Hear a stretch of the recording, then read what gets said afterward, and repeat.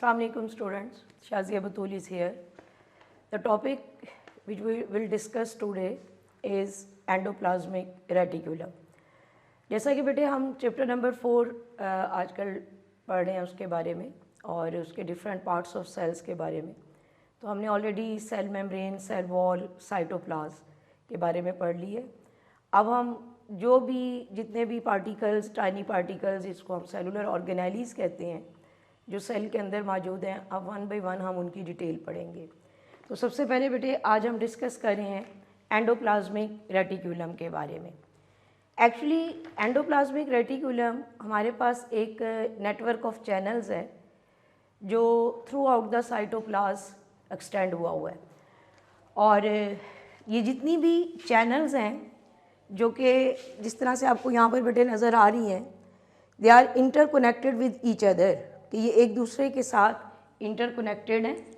इनकी अपनी एक वेल डिफाइंड बाउंड्री है, मेम्ब्रेन है, और इनके अंदर अपनी एक इंटरकनेक्टेड ल्यूमन या कैविटी मौजूद है। और हम ये भी कह सकते हैं कि जो कंटेंट्स एंडोप्लाज्मिक रेटिकुलम की चैनल्स के अंदर मौजूद हैं, they are separated from the cytoplasmic content by means of their own membranes. तो इसका मतलब ये है कि ये हमारे पास मेम्ब्रेन बॉन्डेड ऑर्गेनेलीज हैं, और यही वजह है कि ये सिर्फ यूकैरियोटिक सेल में पाई जाती हैं और प्रोकैरियोटिक सेल में एब्सेंट है। तो फर्स्ट ऑफ ऑल जो चीज़ हमने बेटे देखनी है वो हमने इनकी डेफिनेशन कि आ नेटवर्क ऑफ इंटरकनेक्टेड मीन्स कि वो एक दूसरे के साथ जुड़ी हुई हैं। फ्लैटेंड मतलब फ्लैट हैं, स्मूथ हैं बिल्कुल, और membrane bounded channels extending throughout the cytoplasm. तो इनके लिए लफ्ज़ हम यूज़ कर रहे हैं बेटे एंडोप्लाज्मिक रेटिकुलम। अगर हम इनकी अकरेंस के रेफरेंस से बात करते हैं तो present in eukaryotic cell, it means they are found in plant as well as in animal cell। क्योंकि बेटे बेसिकली जब भी हम किसी सेल के रेफरेंस से बात करते हैं तो हम सेल में एनिमल और प्लांट सेल की ही बात कर रहे हैं, which are the generalize cells, और उसी का स्ट्रक्चर हम स्टडी करते हैं। और जब हम इनके स्ट्रक्चर के रेफरेंस से बात करते हैं, जैसे कि मैंने अभी आपको बताया है कि these are the membrane bonded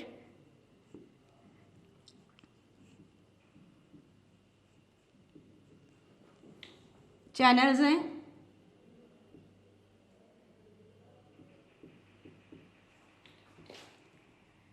and the membrane of endoplasmic reticulum is known as cisternae।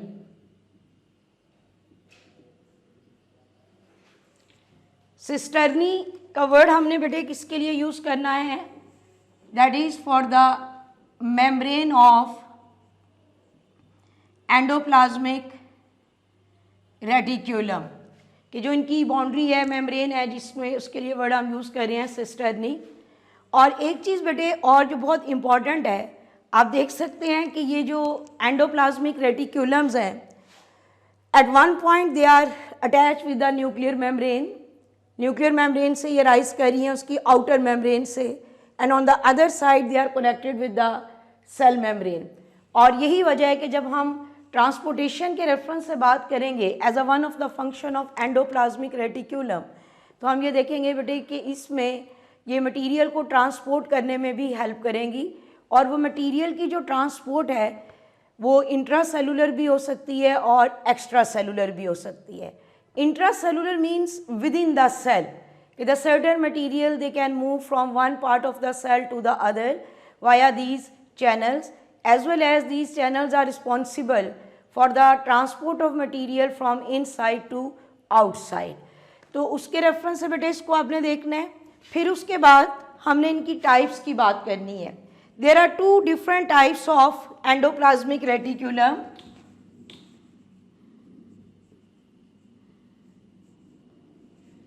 The one is known as the smooth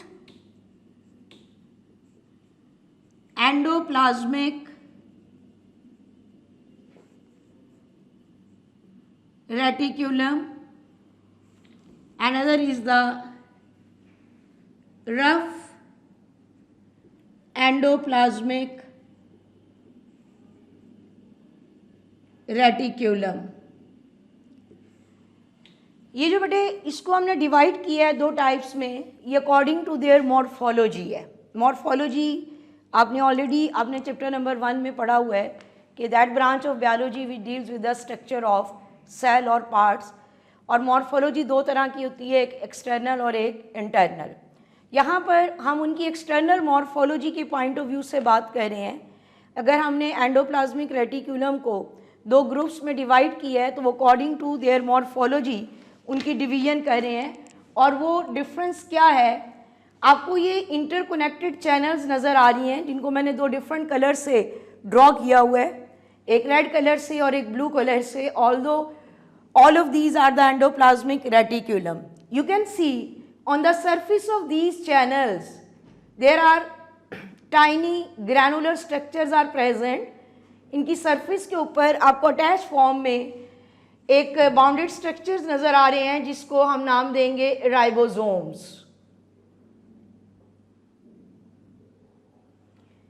तो बेटे याद रखना है कि जिन एंडोप्लाज्मिक रेटिकुलम की सरफेस के ऊपर राइबोसोम्स अटैच होंगे उनके लिए वर्ड हमने यूज़ करना है रफ एंडोप्लाज्मिक सरफेस रेटिक्यूलम्स. और जिनकी सरफेस के ऊपर राइबोसोम्स अटैच नहीं है उनके लिए वर्ड हमने यूज़ करना है स्मूथ एंडोप्लाज्मिक रेटिक्यूलम. एक्चुअली ये जो डिवीजन हमने की है स्मूथ और रफ एंडोप्लाज्मिक रेटिक्यूलम की, ये according to their surface appearance की है कि either their surface as smooth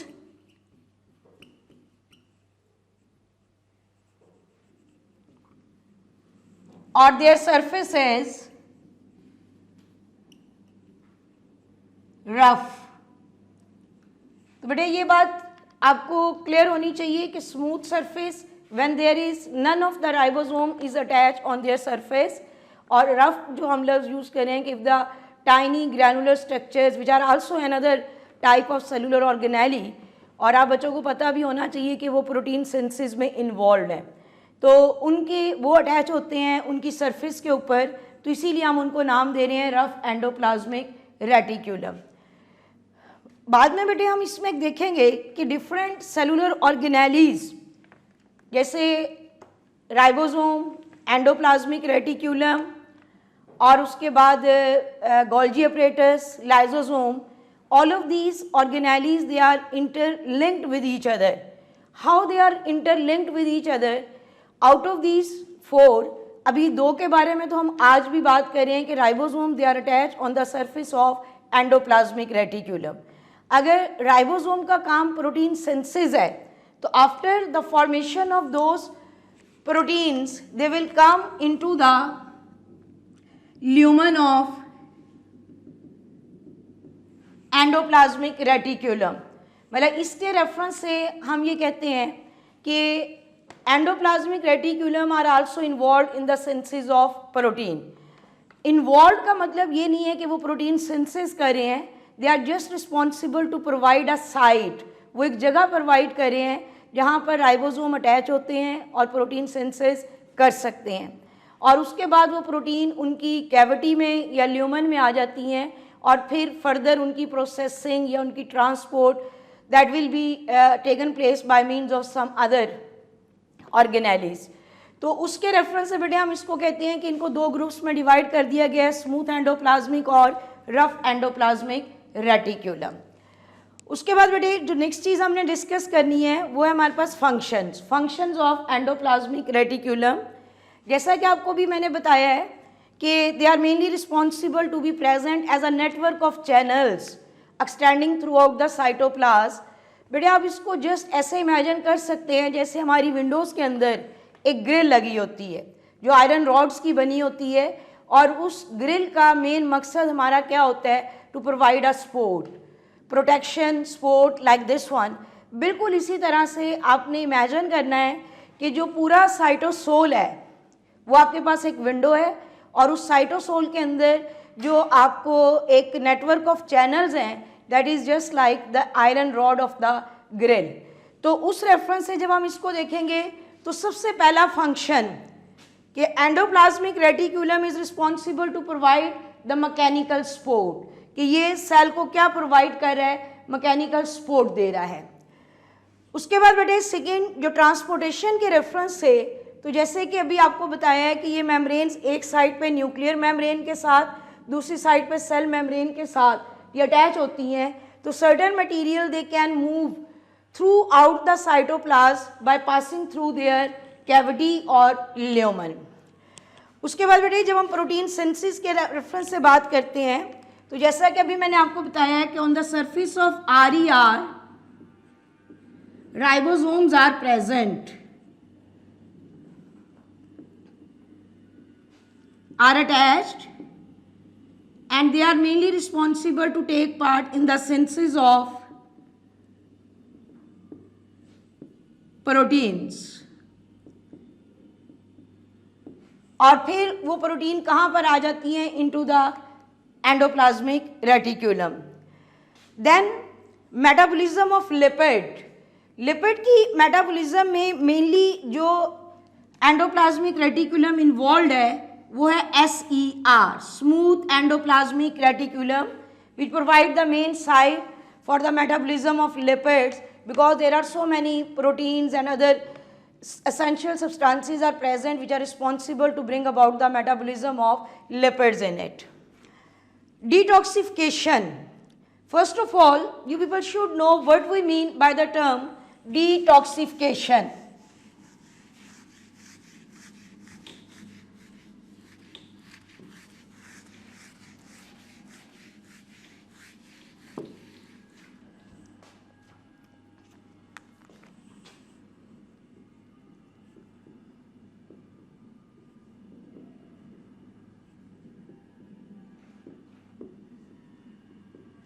The process by which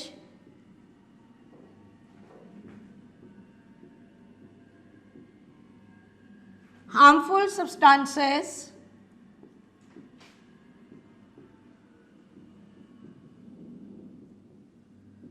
are converted into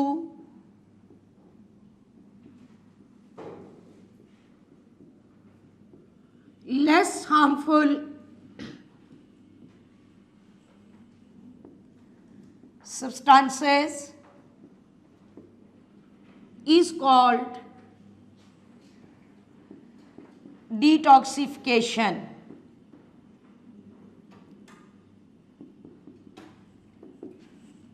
जैसे कि बेटे आपको पता है कि one of the property of the living thing कि they have ability to maintain their internal body conditions constant और nearly constant.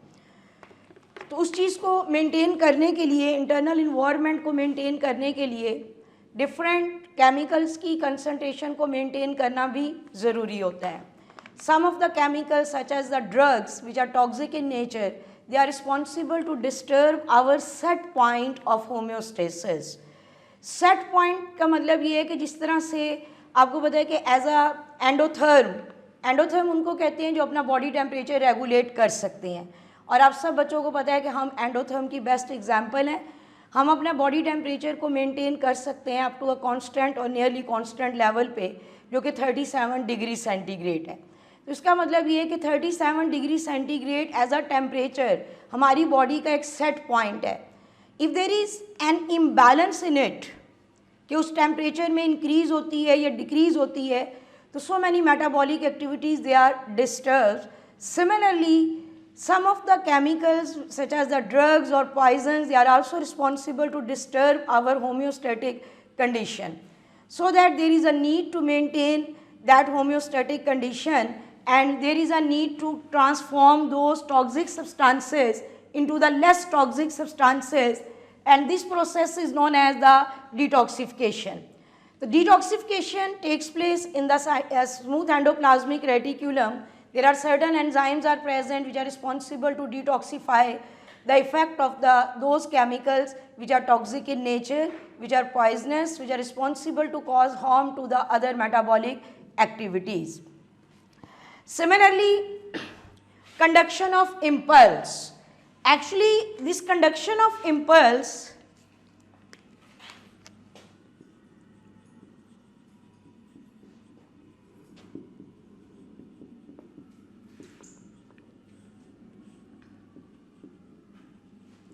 it is related with two of the phenomena.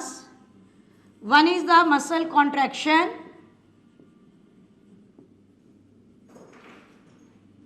and other is the nerve impulse.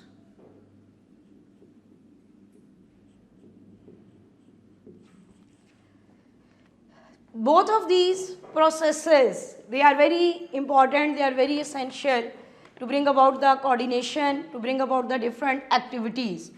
Actually, for the muscle contraction and for the nerve impulse, there is the need of calcium ions.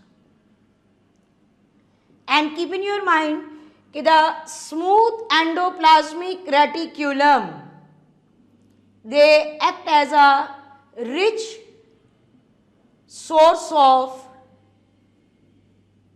Calcium. इसका क्या मतलब है बेटे कि they act as a rich source of calcium.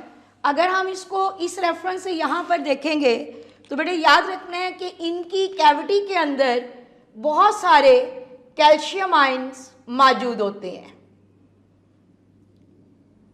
They are provided with calcium ions and they will act as a source of calcium during a muscle contraction as well as during a conduction of nerve impulse or conduction of message. Later on when we will discuss about those topics, you people will clear about it, कि what is their role, what is the role of calcium in the muscle contraction and in the conduction of message. But keep in your mind कि in case of muscles, the endoplasmic reticulum which is present in the muscles, they are not known as the endoplasmic reticulum, they are known as the sarcoplasmic reticulum. And they are just like the smooth endoplasmic reticulum, and their main role is to act as a reservoir of the calcium ions. Because the calciums, they are very important with reference to conduction of या contraction of muscles. तो उसके reference से बेटे याद रखना है कि conduction of impulse में इस लेवल पर सिर्फ आपको ये याद रखना है कि the smooth endoplasmic reticulum they act as the source of calcium, and calciums are very important for the muscle contraction as well as for the conduction of nerve impulse. Thank you all. Allah Hafiz.